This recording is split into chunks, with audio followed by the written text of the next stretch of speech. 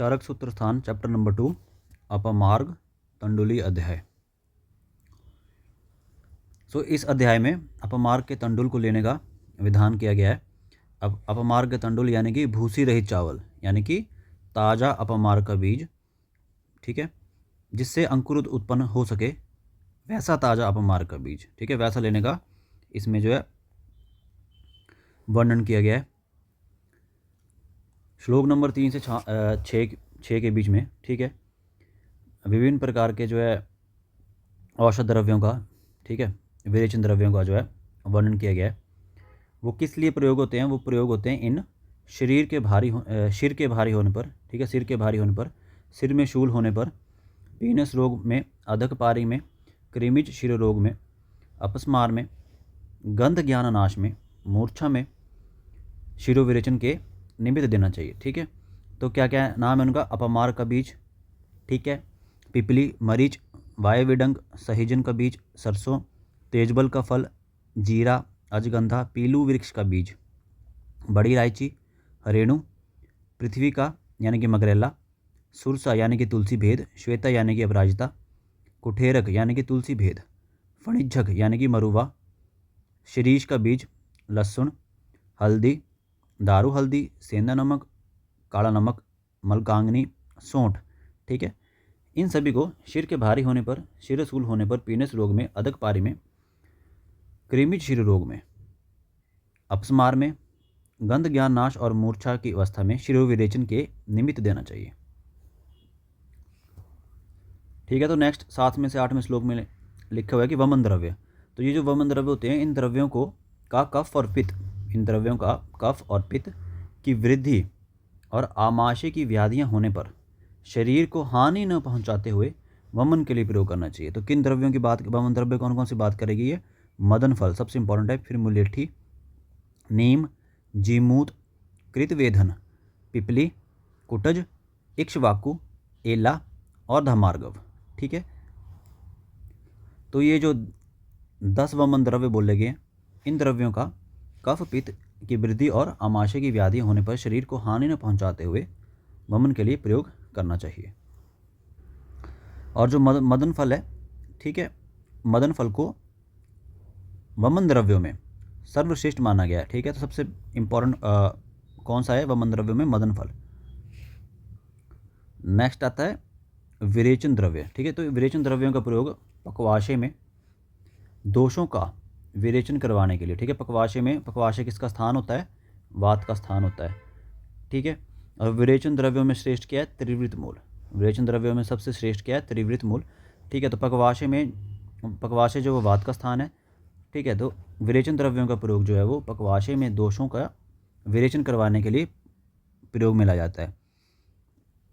तो विरेचन द्रव्य कौन कौन से हैं इंपॉर्टेंट? त्रिवृता, ठीक है, जिसे त्रिवृत मूल को सबसे इंपॉर्टेंट बोला गया है। त्रिवृता यानी कि सफेद निशोथ, त्रिफला, दंती, नील का मूल, सप्तला, कड़वावच, कंपिल्लक, गवाक्षी, क्षीरिणी, उदकीरिका, पीलू, आरगवद, मुनक्का, द्रवंती, निचुल, ठीक है। इन सभी औषधियों का, इन द्रव्यों का प्रयोग जो पक्वाशय में दोषों का विरेचन कराने के लिए, दोषों का निवारण करवाने के लिए करना चाहिए।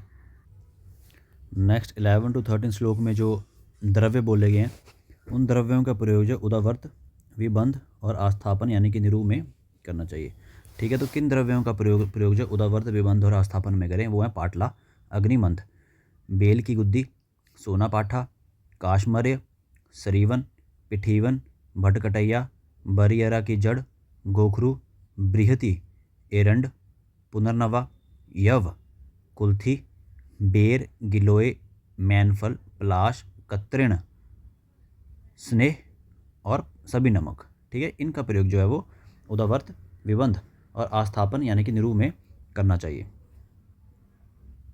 और यही जो 11 to 13 श्लोक में जो बोले गए हैं द्रव्य, इन्हीं का ही प्रयोग जो है, इन्हीं औषधों का प्रयोग जो है वातनाशक अनुवासन बस्ती में भी करना चाहिए। साथ में बोलते हैं कि जो अनुवासन बस्ती है उसको जो है इन जो द्रव्य हैं इनसे पकाए हुए तेल या घी से देनी चाहिए।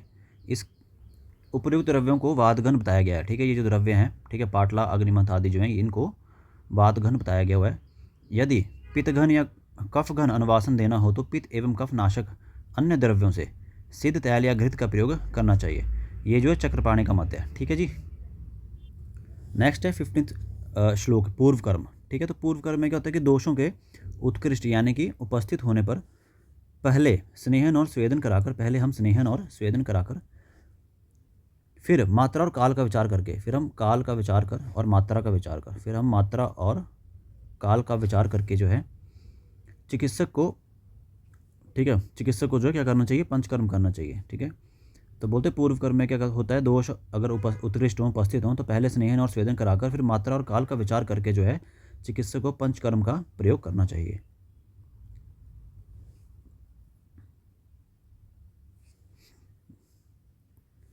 नेक्स्ट है 16 नंबर श्लोक में बोला कि युक्ति को जानने वाला वैद्य जो है वो सदा सर्वश्रेष्ठ होता है। ठीक है, यानी कि जो द्रव्य का ज्ञान रखने वाला वैद्य होता है, अगर हम उससे कंपेयर करें, जिस वैद्य के पास द्रव्य का ज्ञान है पर युक्ति का ज्ञान नहीं है तो वो श्रेष्ठ नहीं है, लेकिन जिसके पास युक्ति का ज्ञान है पर द्रव्य का ज्ञान नहीं है वो सदा सर्वश्रेष्ठ होता है। इसलिए बोला गया है युक्ति को जानने वाला वैद्य, युक्ति को जानने वाला वैद्य जो है वो सदा सर्वश्रेष्ठ है। और ये औषधि की युक्ति उसकी मात्रा और काल पर निर्भर करती है। ठीक है, तो किस औषधि की क्या युक्ति है या क्या योजना है वो उसकी मात्रा और काल पर निर्भर करती है। अब नेक्स्ट आता है येवागु। ठीक है जी, तो येवागु का वर्णन क्यों किया गया है, क्योंकि जैसे शोधन कर्म यानी कि पंचकर्म के बाद होता है, सामान्यतः जो हमारी अग्नि होती है वो मंद हो जाती है, इसलिए संसर्जन कर्म की जो है अवस्था की जाती है ताकि जिसमें जो है हमारी जो अग्नि है उसको दीपन मिल हो सके, अग्नि का दीपन हो सके। ठीक है, तो इसमें पेय आदि का प्रयोग होता है। ठीक है, अतः यहाँ पे जो है, इसलिए यहाँ पे जो है येवागु का वर्णन किया गया है। ठीक है, अब नेक्स्ट आ गए 18 नंबर श्लोक। ठीक है, तो अग्निदीपक और शूलनाशक येवागु। ठीक है, तो अग्निदीपक और शूलनाशक येवागु में क्या क्या आते हैं, पिपली, पिपरामूल, चव्य, चित्रक और सोंठ। ठीक है, इसी को हम पंचकोल भी बोलते हैं। और एक फैक्चुअल पॉइंट बता देता हूँ आपको, एक्स्ट्रा बुक मैंने दिया है, षडोषण। षडोषण क्या होता है, पंचकोल प्लस मरीच। षडोषण किसको बोलते हैं, पंचकोल प्लस मरीच। ठीक है, और पंचकोल क्या होता है, पिपली, पिपरामूल, चव्य, चित्रक और सोंठ। अब नेक्स्ट है 19 नंबर श्लोक में पहला पार्ट की पाचनी और ग्राही पेय। ठीक है, तो पाचनी और ग्राही पेय क्या होती है, कैथ, बेल, 3 पत्तियाँ, मट्ठा और खट्टे अनारदाने से सिद्ध गई जो पेय होती है वह पाचनी और ग्राही पेय होती है। अब नेक्स्ट है कि वातज अतिसार में, ठीक है, वातज अतिसार में हितकारी पेय। ठीक है, लघु पंचमूल के क्वा से सिद्ध की गई जो पेय होती है, ठीक है, जो लघु पंचमूल होता है उनके क्वा से सिद्ध की गई पेय वातज अतिसार में हितकारी होती है। ठीक है, तो लघु पंचमूल में क्या क्या आते हैं, लघु पंचमूल में आता है सरीवन, पिठीवन, भटकटैया की जड़, बनभंटा और गोखरू। ठीक है, तो ये आते हैं लघु पंचमूल में आपके। अब 20 नंबर श्लोक में नेक्स्ट लिखा हुआ है कि पित्त और कफजन्य अतिसार में हितकारी पेय। ठीक है, तो पित्त और कफजन्य अतिसार में कौन सी पेय हितकारी होती है, तो वो होती है सरीवन, बेल, पिठीवन के क्वाथ से बनी तथा खट्टे अनारदाने के रस से खट्टी बनाकर प्रयोग की हुई पेय जो होती है वो पित्त कफजन्य अतिसार में हितकारी होती है। ठीक है, अब नेक्स्ट 21 श्लोक में बोला हुआ है कि रक्त अतिसार को नष्ट करने वाली पेय, यानी कि बकरी के अर्धोदक, अर्ध उदक दुग्ध। ठीक है, तो जिसमें बकरी का आधा दूध हो, मान लो अगर 1 लीटर दूध लिया है सपोज एग्जांपल, तो उसमें जो है 500 ml वाटर होगा और 500 ml जो है वो बकरी का दूध होगा। ठीक है, तो पकाई हुई जो पेय, बकरी के अर्ध उदक, उदक होता है जल, तो बकरी के अर्ध उदक दुग्ध में पकाई हुई पेय जो होती है वो रक्त अतिसार को नष्ट करने वाली पेय होती है। ठीक है, तो इसमें क्या क्या द्रव्य यूज़ करते हैं हम, सुगंध बाला, नीलकमल, नागरमोथा और कृष्णपर्णी। ठीक है, इनके कल्क को बकरी के, ठीक है, इन चारों का कल्क लेंगे, सुगंध बाला, नीलकमल, नागरमोथा और कृष्णपर्णी के इन चारों का कल्क लेंगे और इसको बकरी के अर्ध उदक दुग्ध में पकाकर जो पेय होगी, पेय तैयार होगी, उसको रक्त अतिसार को नष्ट करने में सहायता प्राप्त होती है। अब नेक्स्ट है आम अतिसार में। ठीक है, तो आम अतिसार में अतीस और सूंठ से बनी और खट्टे अनारदाने के रस से खट्टी की गई पेय जो होती है वो आम अतिसार में उपयोगी होती है। ठीक है, तो आम अतिसार में अतीस और सूंठ से बनी हुई, ठीक है, खट्टे अनारदाने के रस से खट्टी की गई जो पेय होती है वो आम अतिसार में उपयोगी होती है। जबकि मूत्र कृषि में जो होता है गोखरू और भटकटैया, ठीक है, इनके क्वाथ से भटकटैया के मूल, ठीक है, इनके क्वाथ से बनाई गई पेय जो होता है उसको राब या फाणित में मिलाकर देना चाहिए, तो ये मूत्र कृषि में बहुत ही लाभकारी होती है। कृमिनाशक एवागु, कृमिनाशक एवागु में वायवडंग, पिपरामूल, सहीजन, मरीच और मट्ठा, ये जो 5 द्रव्य होते हैं इनसे सिद्ध की गई एवागु सब्जी खार के साथ सेवन करने पर कृमिनाशक होती है। ठीक है, तो कृमिनाशक एवागु में क्या क्या होगा, वायवडंग, पिपरामूल, सहीजन, मरीच और मट्ठा। ठीक है, इनसे सिद्ध की गई ये वागु जो हम सब्जी खार के साथ देंगे तो उससे जो है कृमिनाशक ये वागु बनेगी। नेक्स्ट है प्यास नाशक पिपासा या फिर प्यास नाशक ये वागु। ठीक है, तो मुनक्का, अनंत मूल, ध्यान का लावा, पिपली, मधु और नागरमोता के क्वाथ से सिद्ध की हुई वागु प्यास को दूर करती है। ठीक है, तो किसको प्यास को दूर करती है, मुनक्का हो गया, अनंत मूल हो गया, धान का लावा हो गया, पिपली हो गई, मधु हो गया और नागरमोत हो गया। इनके क्वाथों से सिद्ध की हुई ये वागु प्यास को दूर करती है। और विषनाशक ये वागु में क्या आता है, तो इसमें जो बहुत इंपॉर्टेंट है बाकुची। ठीक है, बाकुची जिसे हम सोमराज्य भी बोलते हैं। ठीक है, तो बाकुची या फिर सोमराज्य के क्वाथ से सिद्ध की गई ये वागु जो होती है वो विषनाशक होती है। क्वाथ से सिद्ध की गई ये वागु विषनाशक होती है। बहुत इंपॉर्टेंट पॉइंट है क्योंकि इसमें एक ही द्रव्य है ना, तो ये तो याद रखना पड़ेगा। नेक्स्ट है 25वें नंबर श्लोक में बृहिणी ये वागु।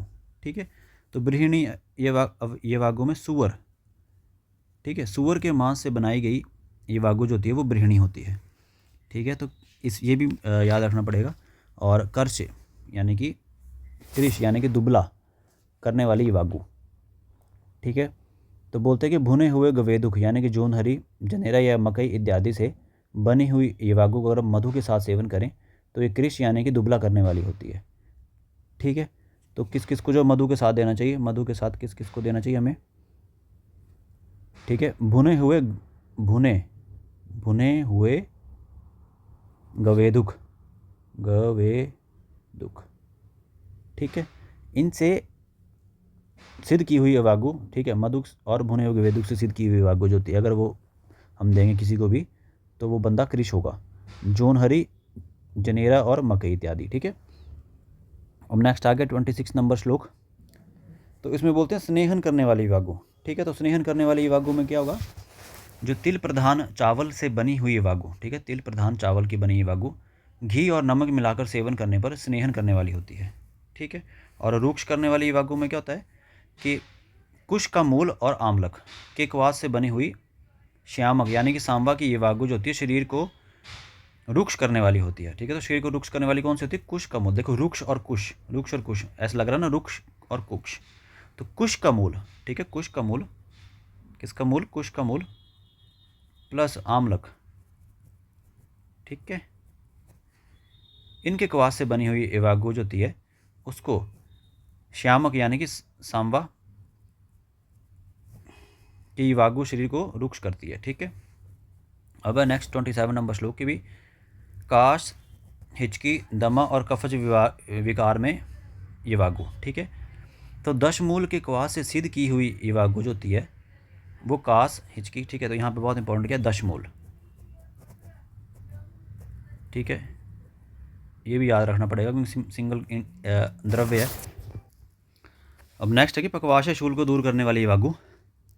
ठीक है, तो जो घृत तैल होता है यानी कि घी और तैल से, घृत और तैल में चावल को भूनें फिर उसको मदिरा से सिद्ध करके उस ये वागु को पकवाशय के शूल में प्रयोग करें, उससे पकवाशय का जो शूल है वो दूर हो जाएगा। अब नेक्स्ट है श्लोक नंबर 28। इसमें बोला कि सारक यानी कि सारक क्या होता है, मल को बाहर निकालने वाली ये वागु। ठीक है, तो शाक, मांस, तिल और उड़द, ये 4 द्रव्य जो हो गए, शाक, मांस, तिल और उड़द, इनसे सिद्ध ये वागु जो होती है वो मल को बाहर निकालने वाली होती है यानी कि सारक होती है।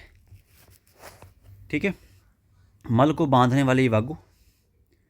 ठीक है, इसको हम ग्राही वागु भी बोलते हैं यानी कि जामुन की गुठली, आम की गुठली, खट्टी कैंथ और बेल के कवास से सीधी विभागो जो होती है मल को बांधने वाली होती है।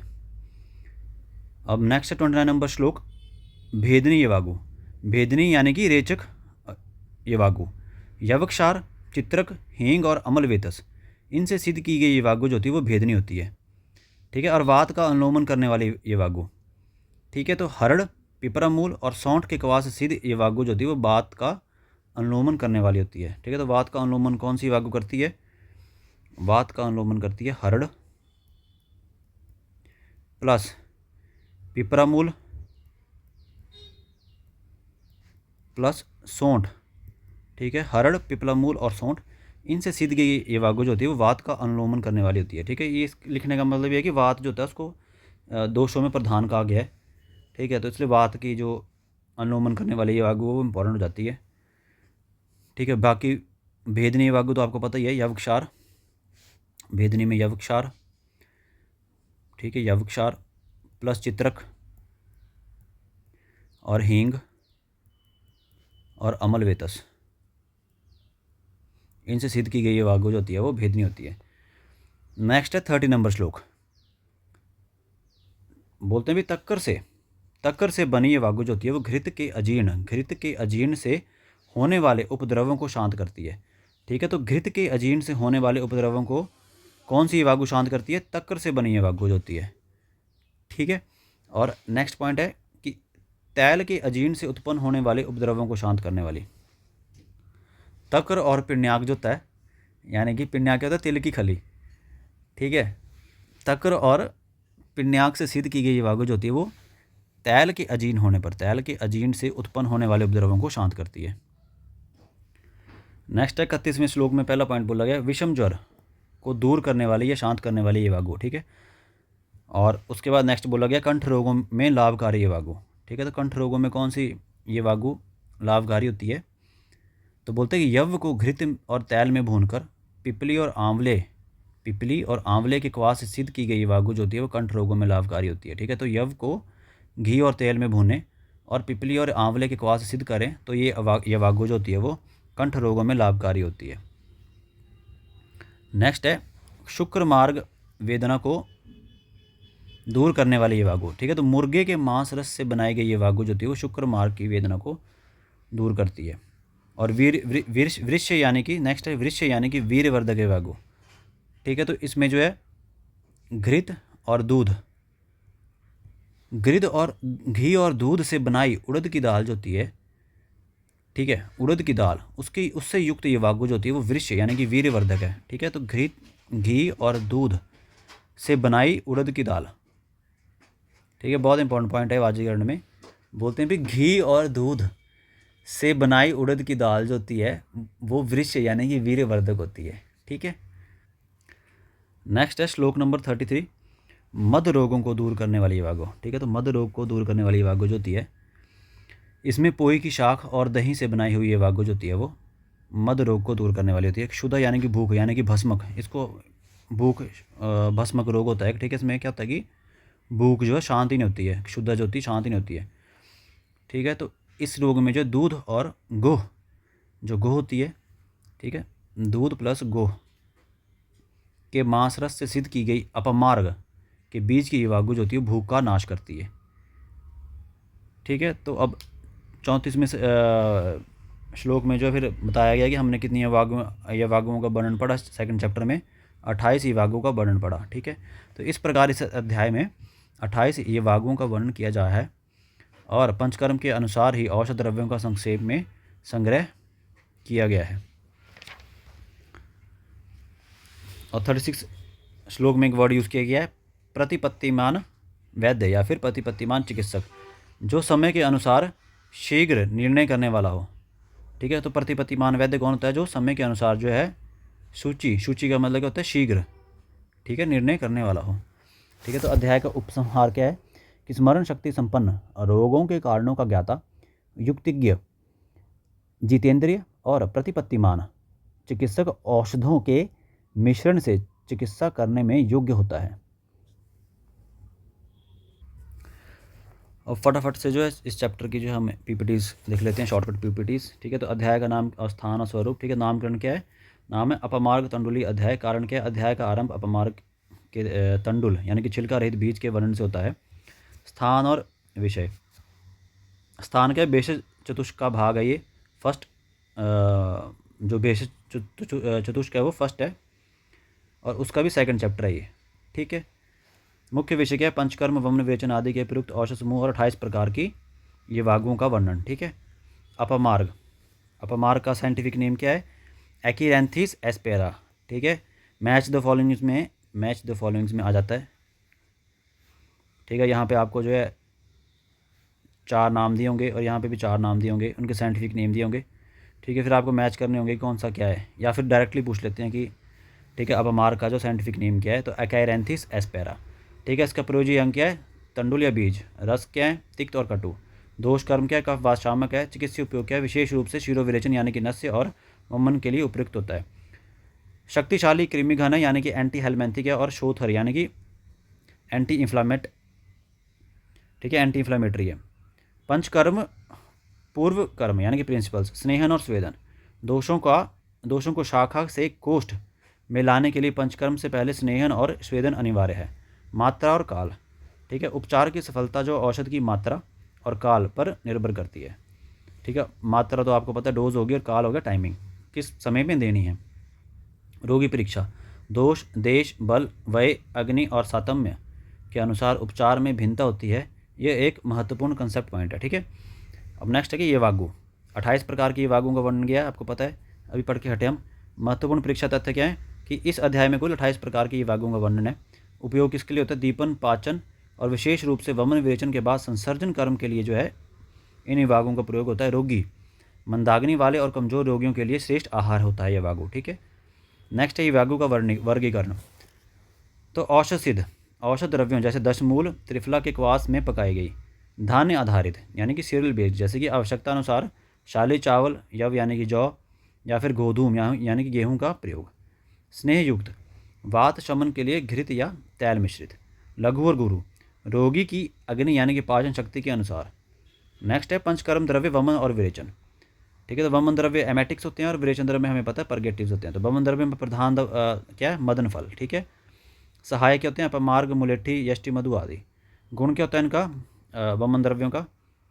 तिक्त, कटु, रस के होते हैं। उष्णवीर होता है और ये आमाशय से कफ और पित्त, ठीक है, कफ और पित्त को बाहर निकालते हैं। विरेचन द्रव्य क्या होते हैं? इनका प्रधान द्रव्य क्या होता है? त्रिवृत। हमें ठीक है, हमने पढ़ा विरेचन द्रव्यों में त्रिवृत की जो मूल होती है वो प्रधान होती है। हरित की और आरगवत भी विरेचन द्रव्य है। गुण क्या होता है इनका गुण होता है अधोभागर यानी कि नीचे के मार्ग से दोष निकालना।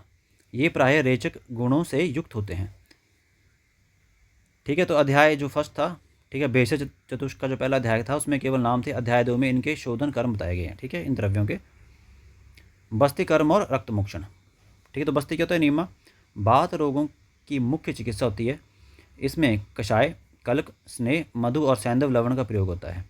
नस्य यानी कि नेजल थेरेपी, ये ऊर्ध्वज होता है।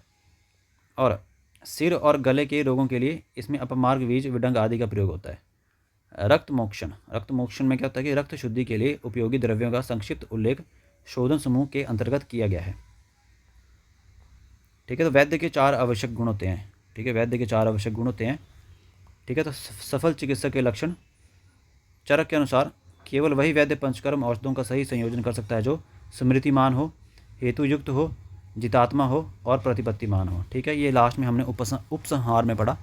ठीक है। तो वैद्य के 4 होते हैं। स्मृतिमान होना चाहिए, उत्तम स्मरण शक्ति वाला हो, हेतु युक्तिज्ञ हो यानी कि रोग के कारण और युक्ति यानी कि तर्क को जानने वाला हो, जित आत्मा हो यानी कि जिसने अपनी इंद्रियों और मन पर नियंत्रण कर लिया हो, ठीक है, घबराए नहीं, और प्रतिपत्तिमान हो यानी कि तुरंत निर्णय लेने में सक्षम हो, जिसके पास प्रेजेंस ऑफ माइंड हो। ठीक है। तो अध्याय का सारांश।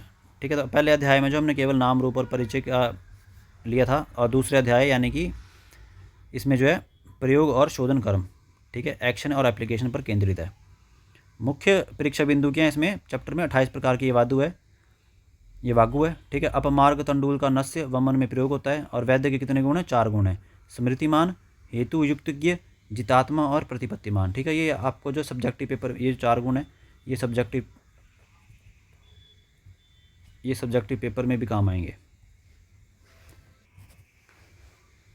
कोई प्रश्न होगा तो प्लीज़ कमेंट करें और मेरे चैनल को लाइक करें, वीडियोस को लाइक करें, सब्सक्राइब करें और शेयर करें। और ध्यान देने के लिए, ध्यान से पढ़ने के लिए धन्यवाद। ठीक है, थैंक यू।